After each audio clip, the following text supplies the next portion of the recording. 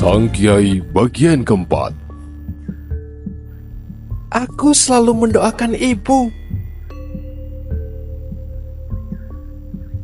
tapi doamu tak sampai.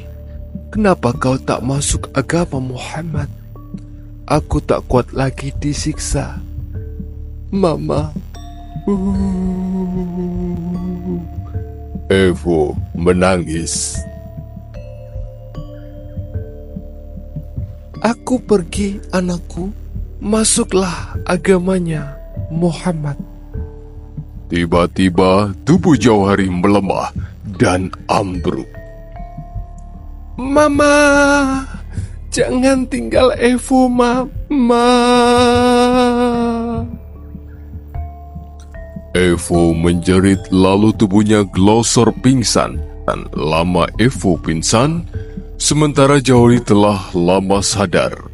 Tapi masih kelihatan bingung, kayak orang habis dinyalain petasan tepat di depan hidungnya. Sementara setelah Kiai menyalurkan tenaga prana dari jauh, Evo mulai bergerak sadar. Karena peristiwa itu, Evo kemudian masuk Islam. Mempelajari doa anak kepada orang tuanya. Setelah sholat Asyar, keluarga Evo meninggalkan pesantren. Wajah Evo sudah tak sedih lagi. Nampak jelas ada gurat-gurat harapan yang kuat di dasar hatinya. Belum sampai setengah jam mobil Evo dan keluarganya pergi, datang lagi dua mobil.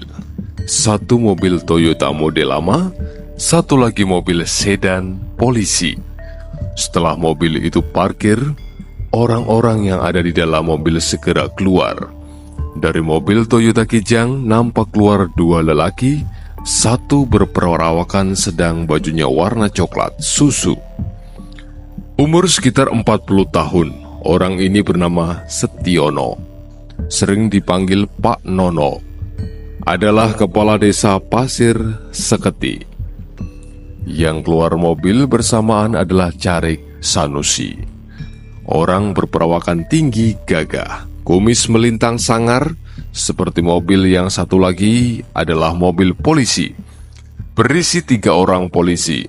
5 orang itu segera menemui Kiai di rumahnya. Aku tak mengerti masalahnya, sampai Kiai memanggilku, karena aku sedang masak di dapur menyiapkan makanan untuk berbuka puasa. Merebus singkong dan membakar ikan asin.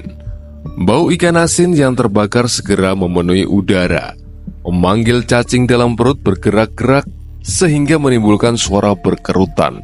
Rupanya bau ikan asin pun sampai ke rumah cacing-cacing dalam perut itu. Feb, dipanggil Kiai. Suara Majid, yang wajahnya melongok dari balik gedek yang sebatas dada, pemisah dari dapur dengan dunia luar. Yang memanggil Feb cuma Majid. Dia adalah teman sekolahku di SMA. Karena tahu aku di pesantren lalu dia menyusul. Majid sama denganku dari Tuban, cuma beda kecamatan. Dia dari Bangilan, perawakannya biasa, malah agak pendek. Tingginya setelingaku, wajahnya pas-pasan. Ganteng kagak, jelek iya. Karena wajahnya berlubang-lubang bekas jerawat batu, tapi memang hobinya mencat jerawat. Kalau sudah mencat jerawat, maka ia akan berusaha sekuat mungkin supaya jerawat itu kena. Kalau sudah kena, senangnya seperti mendapatkan harta karun yang terpendam. Gantiin di dapur ya. Udah, sono, biar aku yang ngurusin. Aku pun melangkah meninggalkan dapur menuju tempat Kiai menerima tamu. Nampak di situ juga ada Mujaidi, rupanya dipanggil juga. Mujaidi adalah santri dari Bekasi. Sebenarnya awal bukan santri tapi berobat karena kecanduan narkoba. Setelah sembuh, kemudian memutuskan menjadi santri. Mujaidi perawakannya tinggi kurus, aku saja sepundaknya. Umurnya masih 18-an, bibirnya tebal hitam, sering sariawan, lalu dikelotoki kulitnya. Wajah agak lonjong, sama dengan Majid. Wajah Mujahidi juga berlubang-lubang karena bekas jerawat batu. Hobinya sama dengan Majid, menceti jerawat. Kalau Mujahidi sudah menceti jerawat, maka ia akan lupa waktu, lupa makan. Bedanya dengan Majid, kalau Majid mencet jerawat, kalau sudah meletus, bekas letusannya diusap ke tembok. Tapi kalau Mujahidi lebih profesional, mencetnya aja dipakai kain, sehingga kalau jerawatnya meletus, letusannya tak kemana-mana. Kainnya juga dibasahi cairan antiseptik. Peralatan memencet jerawat milik Mujahidi juga lumayan lengkap. Yang aku pernah lihat ada batu kali. Manfaatnya adalah kalau batu dijemur di matahari dan setelah panas maka ditempelkan ke jerawat yang belum matang. Maka akan segera matang. Ada lagi amplas nomor 2000. Gunanya untuk mengamplas tempat jerawat yang terlalu dalam. Ada juga jarum jahit untuk ngorek-ngorek jerawat yang sudah terlalu berakar. Aku segera duduk di sebelah Mujahidi yang melempar senyuman kena mataku. "Mas Ian," kata Kiai. "Ya Kiai." "Antar malam bareng Mujahidi ikut ronda sama orang Pasir Seketi. Mereka membutuhkan bantuan kita untuk menangkap pencuri yang meresahkan warga." Aku pun mengiyakan sambil melirik Pak Lurah dan rombongannya. Maka setelah sholat maghrib dan menjalankan wirid wajib, aku dan Mujahidi pun berangkat setelah berpamitan kepada Kiai. Gelap mulai merayap. Kampung Pasir Seketi dari pesantren jaraknya kira-kira 4 kiloan. Cuma harus melewati hutan kopi yang panjang serta gerumbul-gerumbul yang gelap mengerikan. Tapi kami menganggapnya biasa, karena memang kami biasa hidup di alam bebas. Jam 8 lebih kami tiba di desa Pasir Seketi, dihadang pemuda-pemuda desa yang membawa golok arang. "Siapa?" tanya pemuda gempal memakai topi coklat. Di belakangnya berdiri pemuda yang lain siaga. "Aku Ian," jawabku, keras untuk menghilangkan kecurigaan, dan rupanya pemuda itu mengenaliku. "Oh, Mas Ian. Ayo Mas, ke rumah Pak Lurah. Pak Lurah sudah menunggu. Tadi berpesan kalau Mas Ian datang supaya langsung dibawa ke rumah," kata pemuda itu. Serasa menggandengku, diikuti oleh anggukan hormat dari 10 pemuda. Di mata mereka memancarkan kekaguman ketika memandangku dan Mujahidi. Memang kisah pesantren Kanuragan Pacung, lereng Gunung Putri sudah menjadi buah bibir tentang kiai dan santrinya yang sakti-sakti. Itu membuatku bangga sekaligus takut. Takut satu saat cerita mereka terbukti dan kami tak sakti. Lemah, tentu akan kecewa mereka dan nama pesantren Pacung hanya isapan jempol belaka. Kami bertiga sampai di rumah Pak Lurah dan memang di serambi depan Pak Lurah telah menunggu kedatanganku. Melihatku dan Mujahidi datang, Pak Lurah segera menyongsong kedatanganku.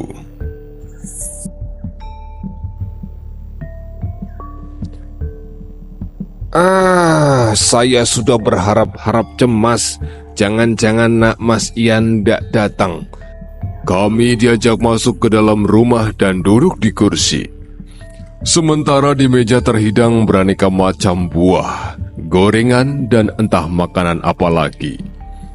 Aku yang tiap hari makan singkong rebus, tentu ingin mencicipi buah semangka yang telah dipotong-potong, warnanya ada yang kuning dan merah. Aku melirik Mujahidi. Tentu dia juga merasakan apa yang kurasakan. Oh, benar sekali. Kulihat jagunnya naik turun amat cepat. Karena ludah yang ditelannya dan tak sadar, dia mengulurkan semangka kuning. Aku menyodok kakinya dengan kakiku. Kebetulan Pak Lurah ke dalam sebentar, memanggil istrinya. Dan anaknya diminta menyediakan minuman. Semangka kuning yang telah di tangan Mujahidi segera cepat dilahap. Ketika Pak Lurah keluar, semangka itu telah hilang termakan, tak tersisa sampai kulit-kulitnya. Pak Lurah keluar bersama istri dan anak perempuannya sambil membawa minuman di nampan.